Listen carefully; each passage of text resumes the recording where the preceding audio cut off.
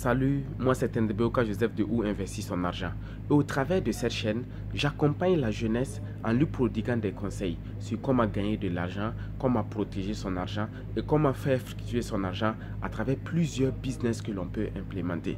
Et si l'une de ces thématiques-là t'intéresse, je t'invite sans plus tarder à aller t'abonner et activer la cloche pour ne rater aucune de nos futures vidéos.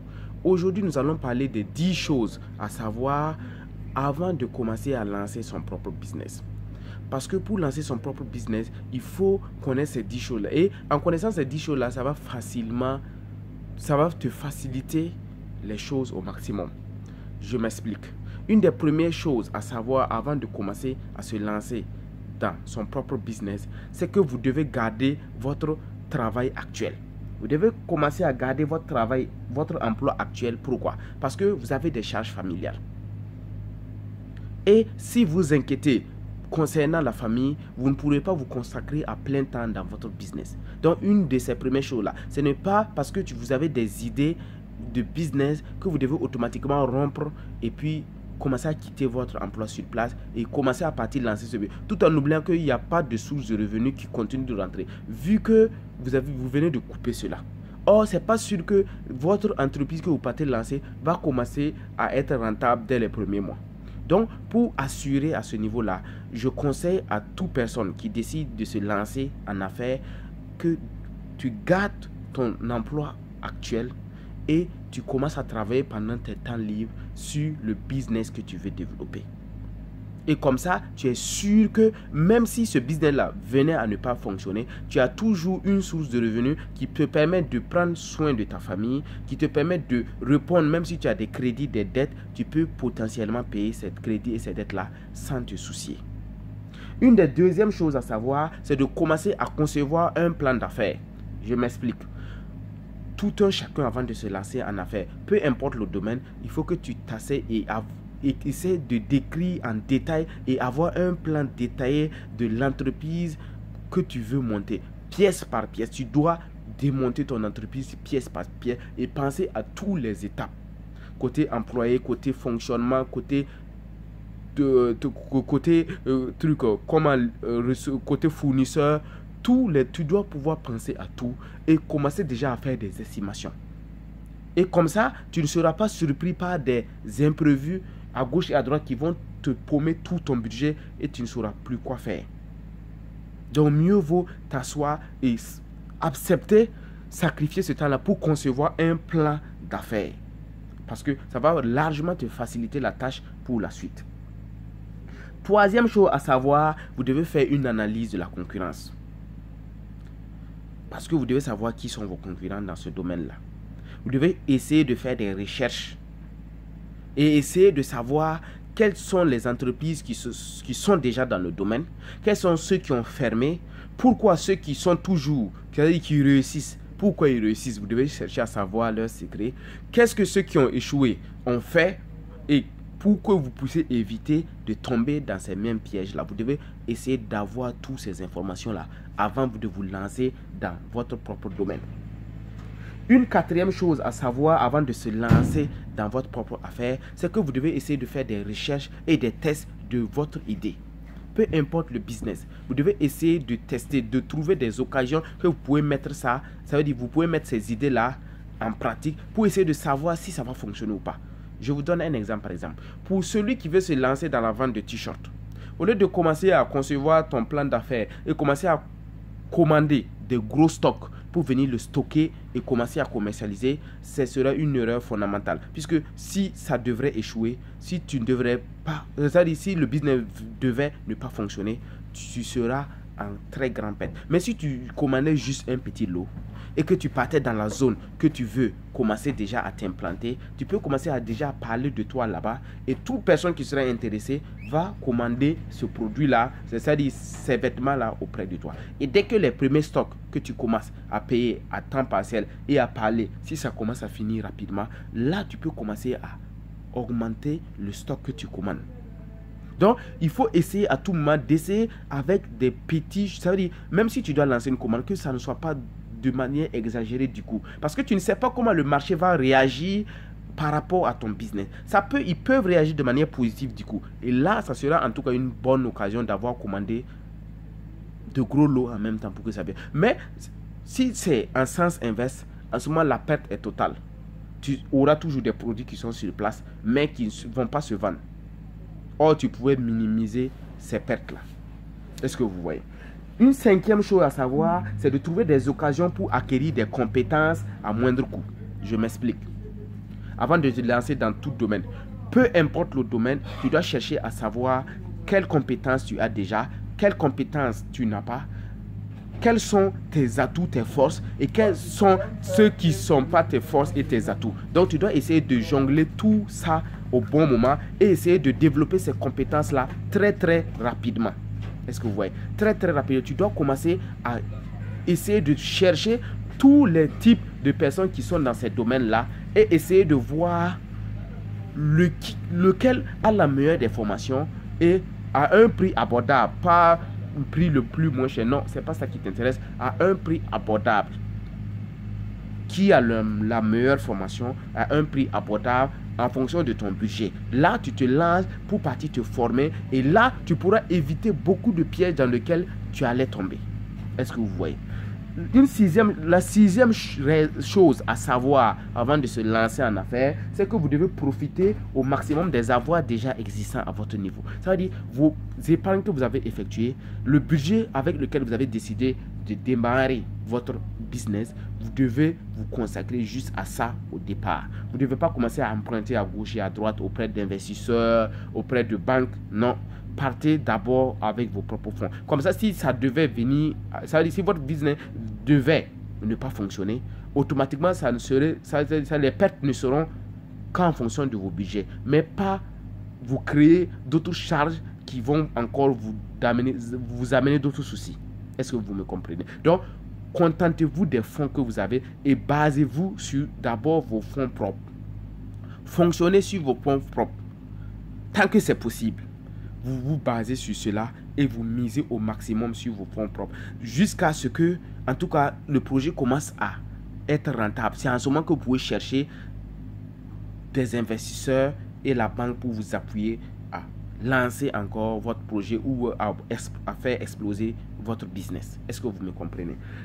La septième chose que vous devez savoir avant de vous lancer dans votre propre affaire, c'est que vous devez rationaliser vos plans de dotation. Je m'explique à ce niveau-là. Ça veut dire, au début, vous devez garder votre personnel le plus petit possible. Ou bien, si c'est possible, cavalier seul.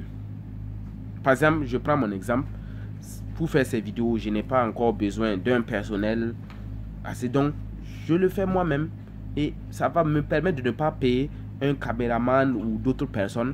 Mais avec mes fonds propres, je démarre mon projet tout doucement à mon niveau. Est-ce que vous me comprenez? Comme ça réduit les charges au maximum et avec ton budget, ça pourra suffire. Et dès que le projet maintenant va commencer à être rentable, en ce moment, tu peux embaucher toutes ces personnes-là qui vont t'appuyer à exploser ton business. Est-ce que vous me comprenez? Donc, on ne commence pas dès le départ à engager des professionnels très bien formés, puisqu'ils seront très chers à payer. Or, tes budgets de départ, vu que tu démarres sur tes propres fonds, ça va paumer ton budget rapidement et tu vas te retrouver, c'est-à-dire ton business va se retrouver en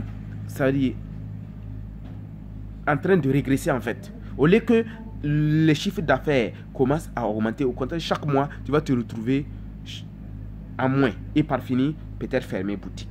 Est-ce que vous voyez? Donc, la huitième chose, selon moi, que vous devez savoir avant de commencer à vous lancer à votre propre compte et dans votre business, vous devez demander à vos amis et à la famille des prêts. Je m'explique. Parce qu'il y aura un moment dans votre business que vous ne pourrez pas aller plus loin. Parce que vous allez vous retrouver soit à vouloir payer un équipement qui coûte trop cher. Un équipement coûteux pour vous.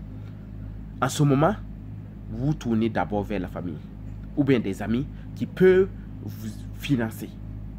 Et avant de recevoir ces prêts-là, ce que je conseille, il faut écrire, c'est-à-dire il faut préciser les conditions, c'est-à-dire les conditions sur le remboursement de ce prêt-là. Pour ne pas qu'un jour, quand ton projet sera rentable, que ce dernier revienne dire, soit voulant mettre la main dans ta caisse et pour vouloir dire, bon, lui, Jean, il t'avait prêté 500 000 francs, mais selon lui, vu que ton business a atteint ce niveau-là, lui, ces 500 000 francs-là vaut peut-être 5 millions. Donc, il veut venir forcément retirer 5 millions de francs dans ta caisse, soit disant que, voilà, sans lui, tu n'allais pas pouvoir être là où tu es. Vous voyez, donc c'est des choses que tu peux éviter. Donc, en prenant cet argent auprès de tes amis et de ta famille pour pouvoir propulser ton business, vu que tu as atteint déjà des obstacles, que voilà, ça ne nécessite pas l'apport de la banque, tu peux déjà commencer à préciser les conditions de ce prêt-là. Pour qu'un jour, même si ton business doit fonctionner, pour que tu ne te retrouves pas dans des problèmes qui n'ont pas de sens en fait pour moi, qui n'ont pas de sens.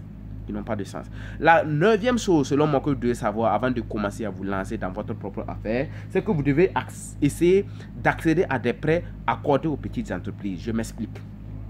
Le gouvernement a toujours des programmes destinés aux petites entreprises. Donc, en voulant commencer votre business, dans peu importe le domaine, vous devez chercher à savoir qu'est-ce que le gouvernement a prévu pour ce secteur-là. Si c'est le secteur de l'habillement, si c'est le secteur de l'élevage, si c'est pour l'agriculture, vous devez chercher à savoir qu'est-ce que le gouvernement a prévu pour ce secteur-là. Quels sont les programmes de financement qui sont accordés à mon secteur. Est-ce que moi, mon petit business-là, est-ce que je peux avoir accès à ces prêts-là? Et si c'est possible, vous commencez déjà à vous préparer. Vous commencez à suivre toutes les procédures pour pouvoir avoir accès à ce prêt-là. Parce que en suivant ça, ça va vous permettre de vous propulser et ça ne fait que votre bien en fait. Ça ne fait que votre bien. Donc, avant de commencer à vous lancer, vous devez avoir toutes ces informations-là. Pour pouvoir rapidement vous lancer. Et quand vous allez vous lancer, ça sera très facile.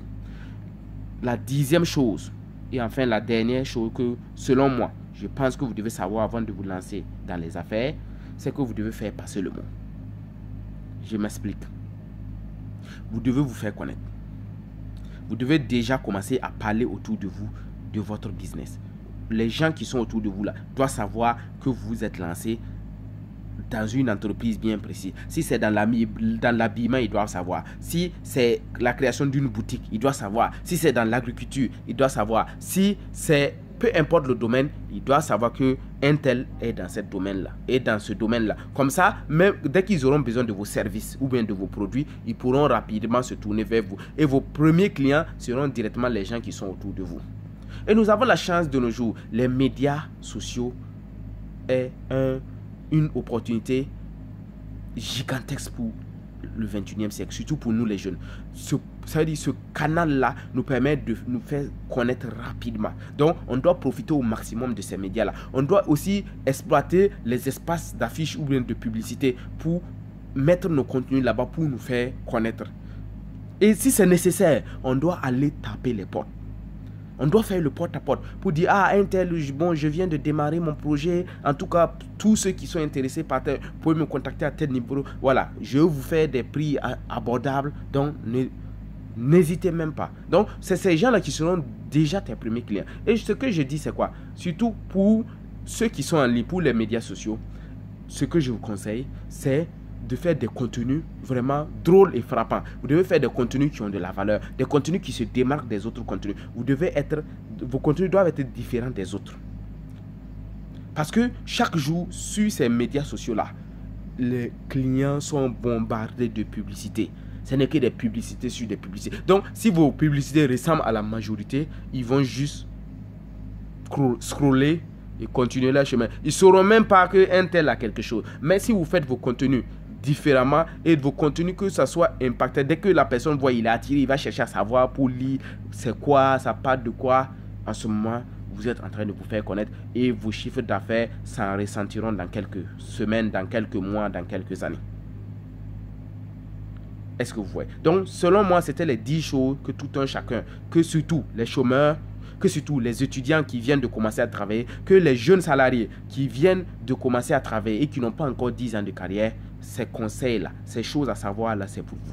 Pour que dès que vous serez prêt à vous lancer dans votre propre affaire, que toutes ces différentes étapes-là soient déjà mises en place. Comme ça, vous ne faisiez qu'appliquer une stratégie et continuer à avancer. Parce que tout était préparé à la base. Donc, ce n'est plus une souffrance pour vous. C'est juste appliquer la stratégie et ça va fonctionner. Ça va fonctionner. Donc, c'était Tenbeoka Joseph de Où investir son argent. Surtout, n'oubliez pas de vous abonner et partager massivement la vidéo. Et je vous dis à bientôt. Merci.